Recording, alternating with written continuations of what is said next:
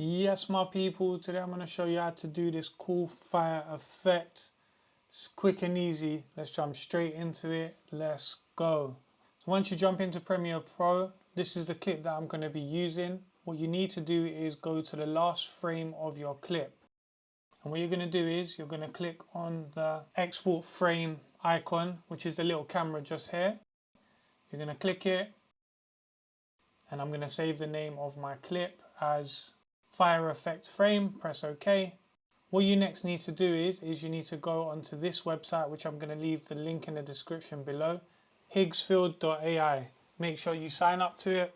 I'm going to scroll down to the visual effects, and I'm going to click on View All Visual Effects, and I'm going to go straight to Set on Fire.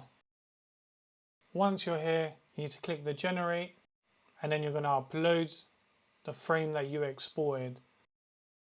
Fire Effect Frame. Press OK. Once it loads, press Generate and wait for it to generate.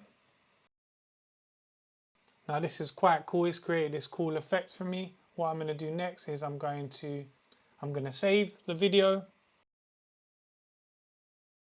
and I'm going to upload it straight into Premiere Pro. I'm going to make sure I'm going to increase the size so that it matches my footage. And there you go, my people.